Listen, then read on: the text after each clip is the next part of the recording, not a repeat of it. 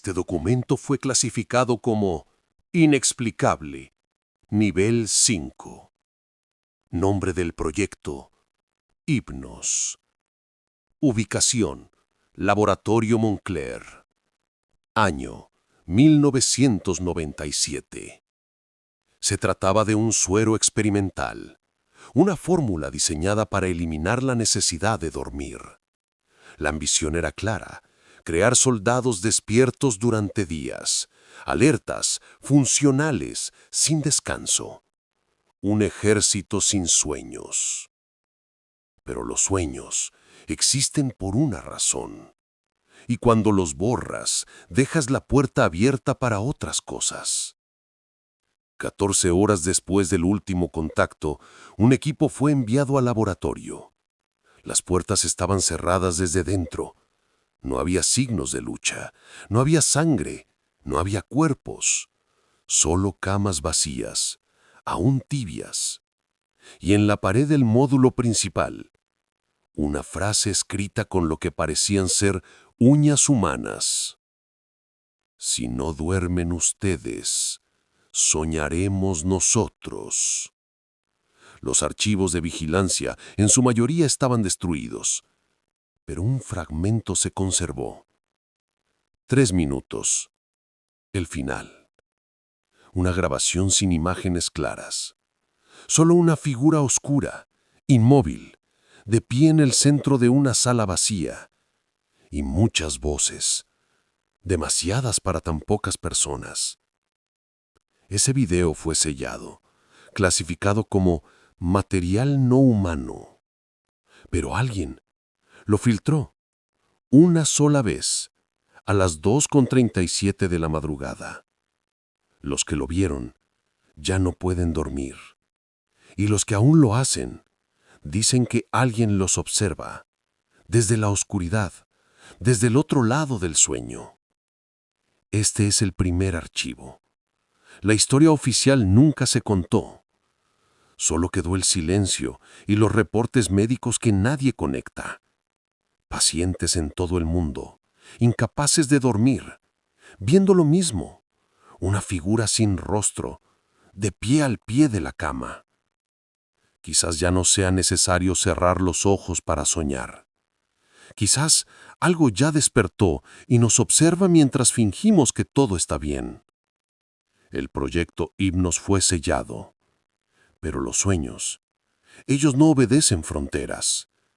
Y el terror, el verdadero terror, siempre encuentra la forma de entrar.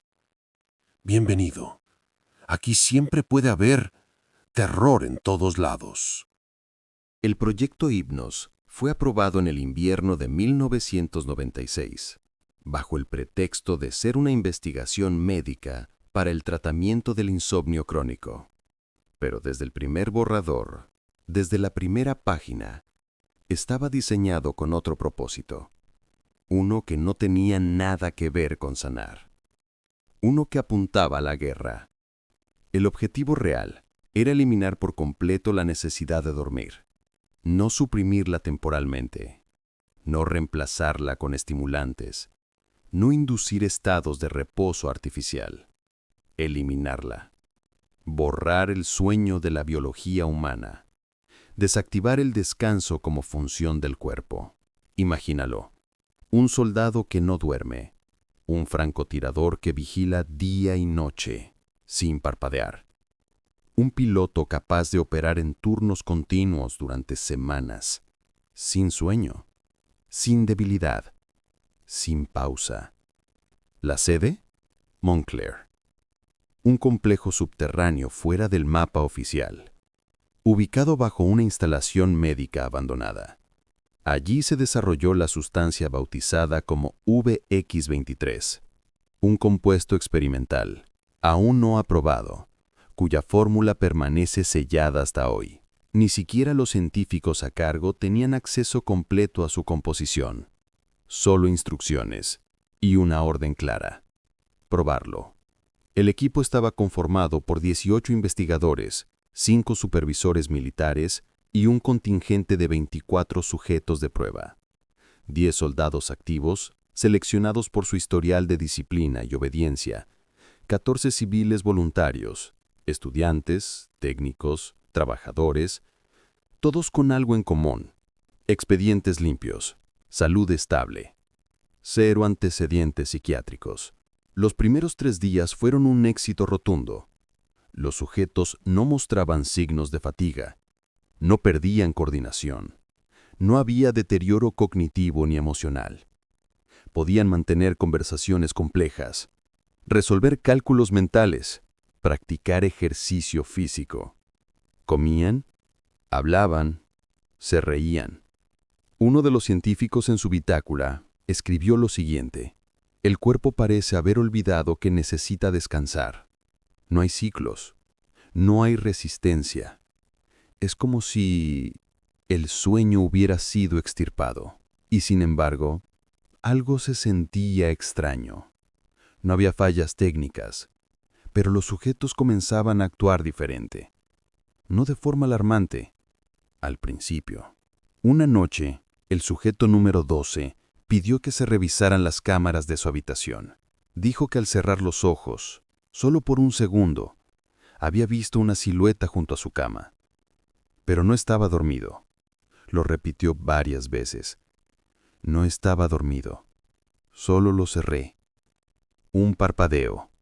Y ahí estaba.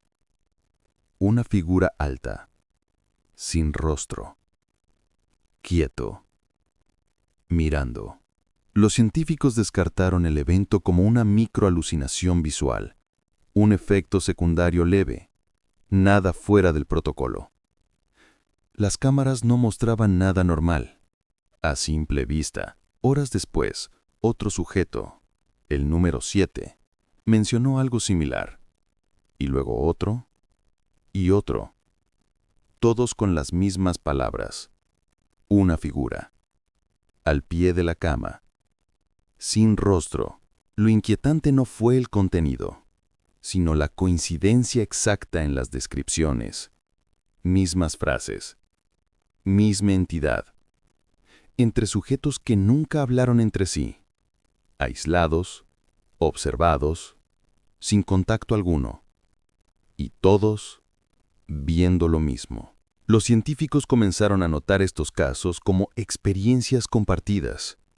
Pero no había protocolo para eso. Ningún manual que explicara por qué una visión podía repetirse en mentes separadas. Ni cómo una alucinación podía tener forma, coherencia, intención. Al cuarto día, una de las investigadoras afirmó que sentía que alguien la observaba desde la sala de monitoreo vacía. No vio nada, pero se negó a regresar sola. El informe la describió como ligeramente alterada por la falta de descanso. Pero ella sí había dormido esa misma noche. Las luces del pasillo norte comenzaron a parpadear. Un sensor de movimiento se activó en la sección donde todos los sujetos estaban dormidos. O eso se creía. Para entonces los 24 sujetos llevaban 145 horas sin dormir. Y aún respondían bien a los estímulos. Sus cuerpos estaban vivos, pero sus ojos parecían ver algo que los demás no podían ver. Como si miraran más allá del laboratorio, más allá del mundo, más allá del sueño. Y nadie en Montclair sabía que ya habían dejado de ser los mismos. El cuarto día fue el primero en que se dejó por escrito la palabra entidad. No figura en los informes oficiales, no aparece en el resumen del experimento, pero está anotada, a mano, en el margen de una bitácora olvidada, en tinta negra, subrayada 3 veces. Hasta ese punto, los informes hablaban de éxito, de progreso, de control. Pero en las últimas 24 horas, los testimonios de los sujetos cambiaron de tono. 11 de los 24 afirmaron haber visto una figura humana en sus habitaciones. Describieron el mismo patrón, presencia inmóvil, al pie de la cama, sin rostro visible, sin emitir sonido, solo observando, presente, incluso cuando no la miraban. No estaban soñando. Eso era lo imposible. Ninguno de ellos había dormido desde hacía más de 150 horas. Y aún así, veían.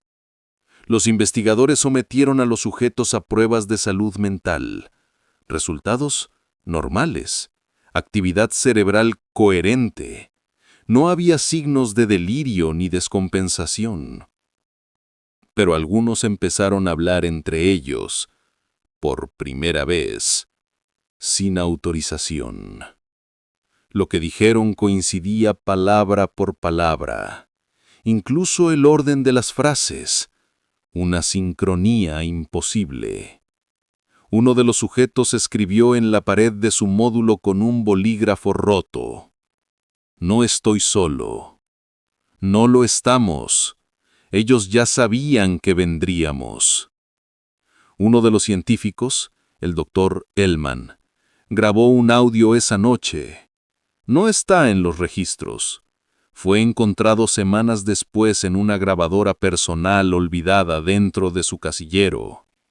Su voz temblaba, no por miedo, por exhaustión.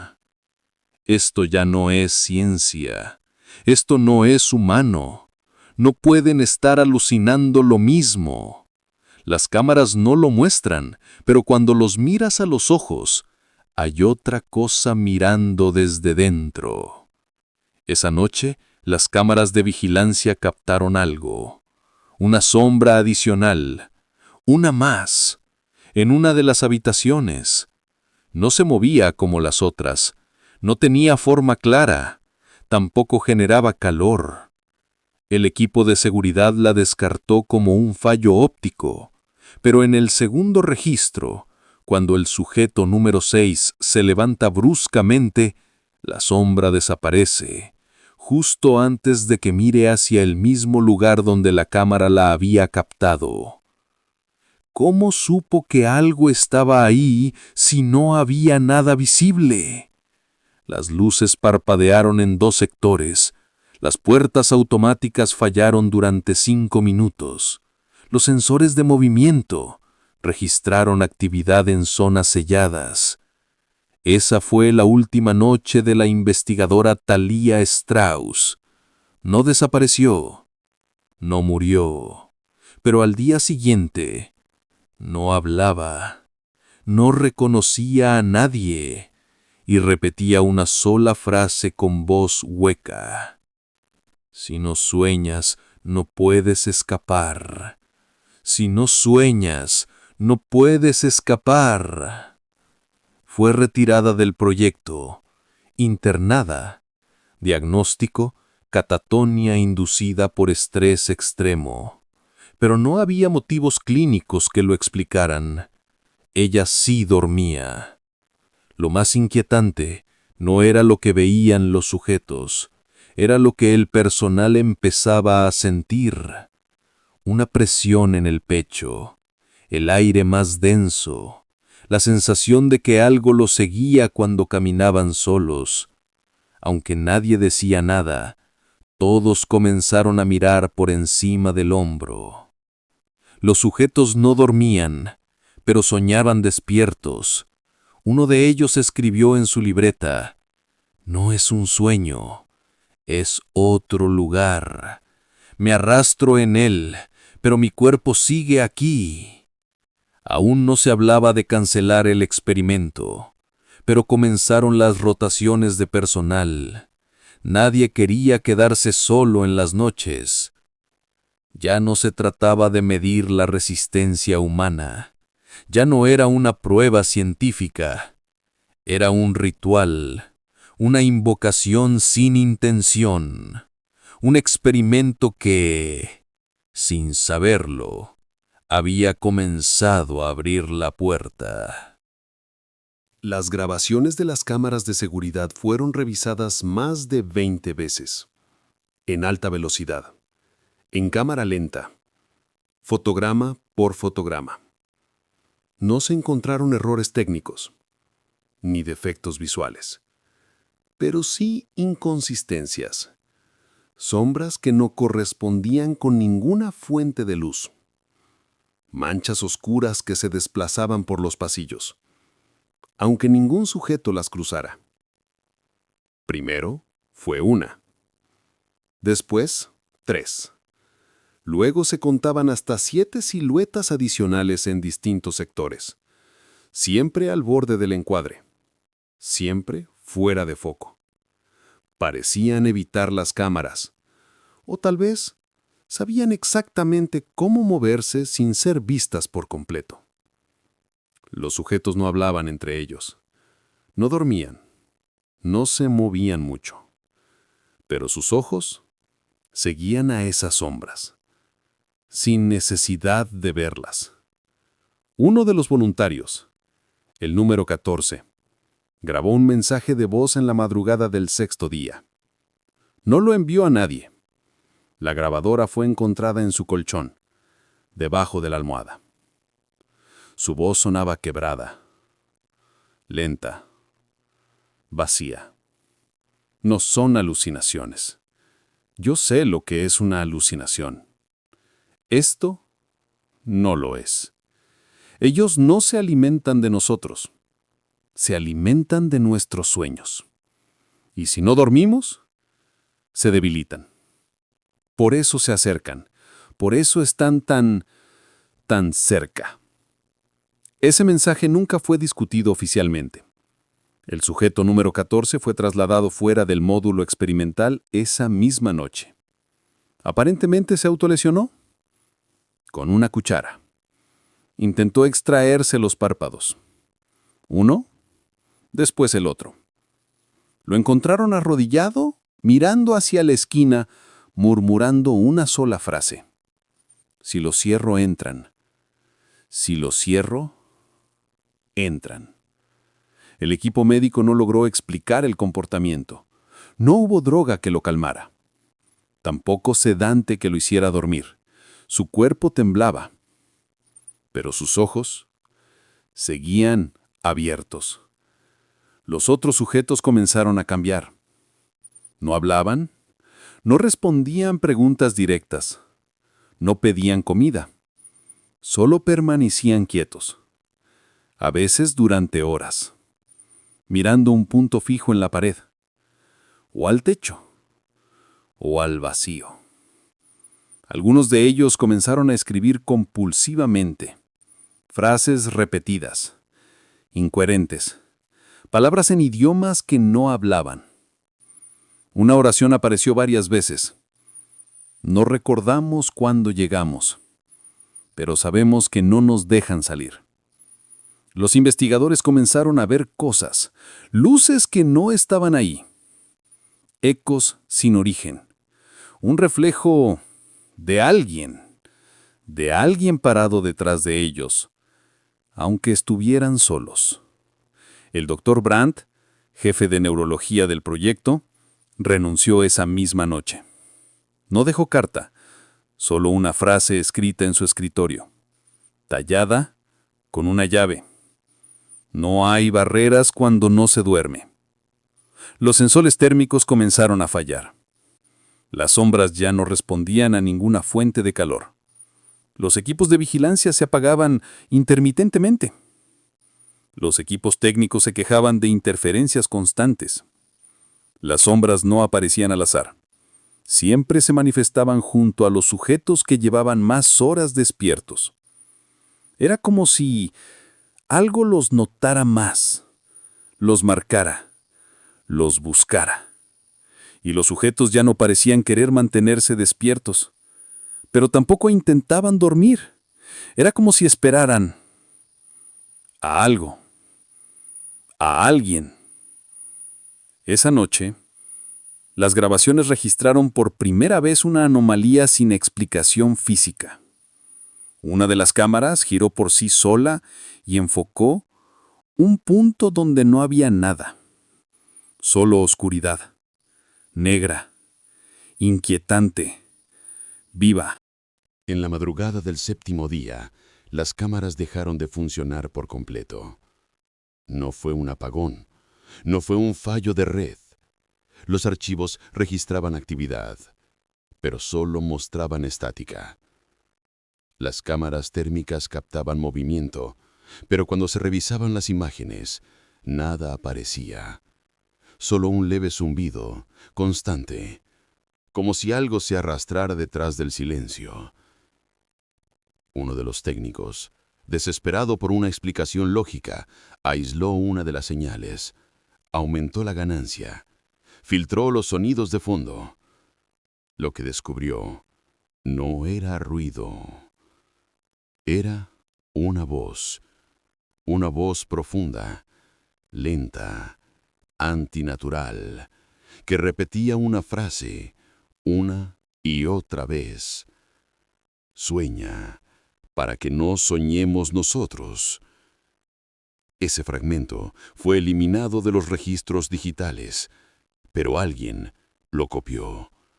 Y durante años ha circulado como leyenda entre foros ocultos y correos sin remitente. Lo llaman el eco de Montclair. Y si has llegado hasta aquí, es porque tú también lo escuchaste, porque algo dentro de ti quiere saber la verdad. Y ahora que estás tan cerca, solo te pido una cosa.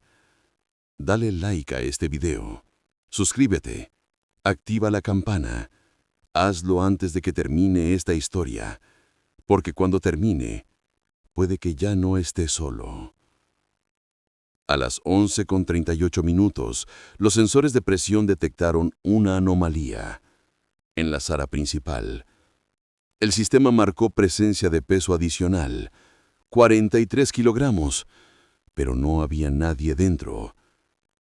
Minutos después, todos los sujetos, de forma simultánea, giraron la cabeza hacia la misma dirección, exactamente al punto que la cámara fallida había intentado enfocar horas antes.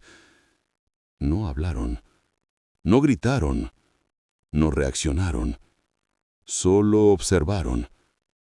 Durante 7 minutos. Uno de los supervisores se acercó a uno de los sujetos. Le habló. No respondió. Le gritó. Tampoco. Hasta que de pronto, todos los sujetos abrieron la boca al mismo tiempo, sin emitir sonido.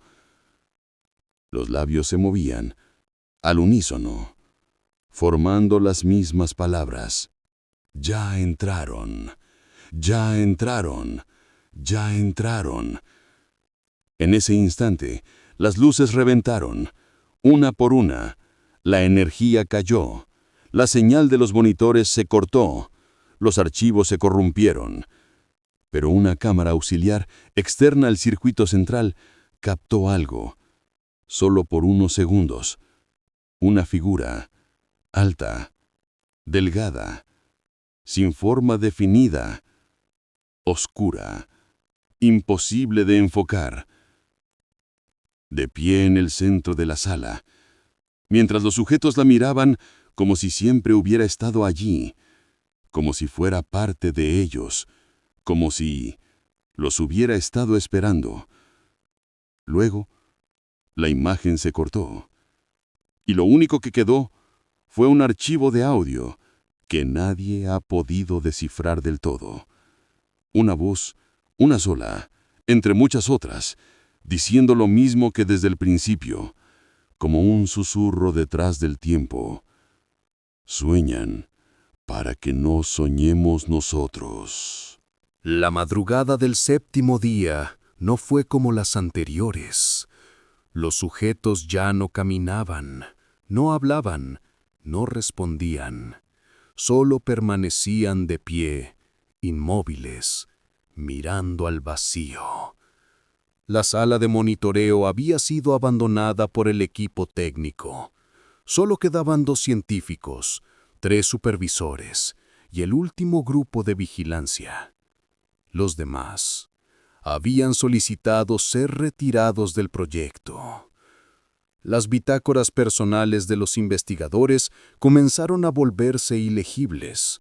Frases sueltas, tinta corrida, como si la mano que las escribió ya no supiera cómo hacerlo. Uno de ellos solo escribió: «Yo también los veo». Los soldados voluntarios ya no reconocían órdenes, sus pupilas no reaccionaban a la luz, y en sus electroencefalogramas comenzó a registrarse una señal inusual, una actividad cerebral compartida, como si todos estuvieran soñando lo mismo, despiertos. Fue entonces cuando todos, al mismo tiempo, giraron la cabeza hacia la cámara principal. Miraron fijamente, como si pudieran ver más allá del lente, como si supieran que alguien los observaba. Los registros lo muestran claramente. Todos los sujetos levantan la mano derecha, señalan hacia la pared vacía y en voz baja comienzan a murmurar: «Ya entraron, ya entraron, ya entraron». La figura oscura volvió a aparecer, esta vez en el centro exacto de la sala.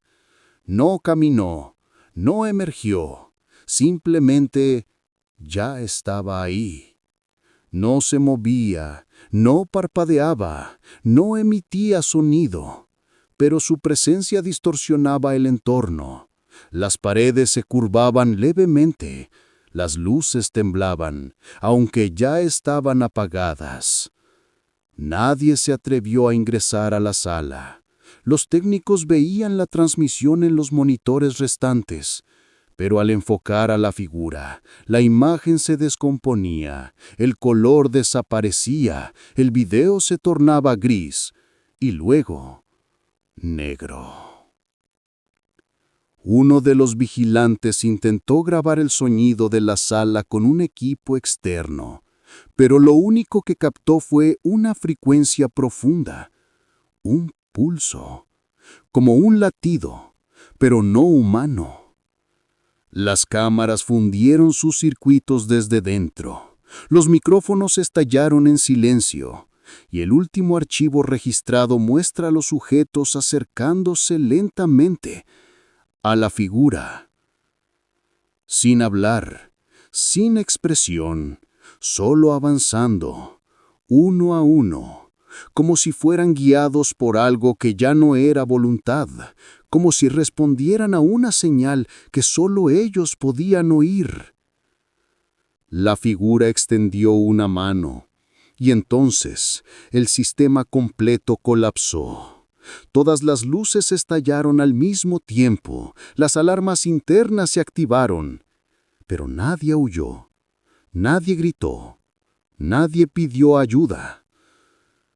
Todo se detuvo. El tiempo, el movimiento, la conexión. Solo quedó una última imagen, una sola, recuperada de una cámara de vigilancia externa. Una fotografía tomada justo antes del corte final. La imagen muestra la sala, vacía, pero en el reflejo del vidrio, al fondo, hay una silueta, alta, imposible, de pie, mirando a la cámara, desde el otro lado. El informe oficial, archivado bajo el código Z941, declara que el laboratorio Montclair fue destruido por un incendio. Origen: fallo eléctrico. Causa probable: sobrecarga en el sistema de refrigeración. No se menciona al proyecto Hipnos. No se hace referencia a los 24 sujetos. No se habla de las grabaciones, ni del audio, ni de la figura. Todo fue borrado, sellado, clasificado, olvidado. Pero algunos fragmentos escaparon. Una imagen, un archivo de sonido, un testimonio grabado en una vieja cinta analógica, recuperada semanas después por un operario de limpieza. En ese audio, una voz profunda, inhumana, repite una frase, una y otra vez, como si no hablara al micrófono, sino al que escucha después. Si no sueñan ustedes, soñaremos nosotros. Después del incidente, varios miembros del personal fueron reubicados. Algunos se internaron voluntariamente, otros desaparecieron sin dejar rastro, y otros simplemente dejaron de hablar, como si una parte de ellos hubiera quedado atrapada en aquella sala, en aquella noche. Desde entonces, se han reportado casos extraños en distintas partes del mundo. Pacientes sin historial psiquiátrico, gente común, profesores, médicos, niños, todos con el mismo síntoma: incapacidad total para dormir, y una afirmación compartida, sin haber hablado entre ellos. Hay alguien al pie de mi cama. No tiene rostro, no me habla, solo espera. Los doctores no encuentran explicación. Los psicólogos lo llaman parálisis hipnagógica prolongada, una condición que no existía antes de 1997. Pero hay algo más, algo que no aparece en los expedientes, algo que solo los familiares de las víctimas mencionan cuando creen que nadie más escucha.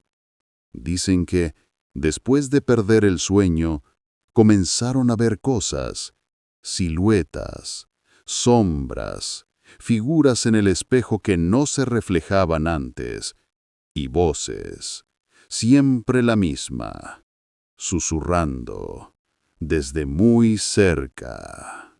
El proyecto Hipnos no fue destruido, fue ocultado, sepultado bajo una mentira que nadie se atrevió a investigar.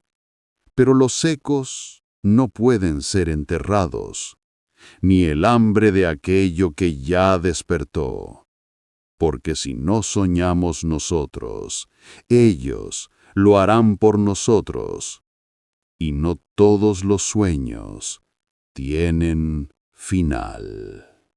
Siempre puede haber terror en todos lados.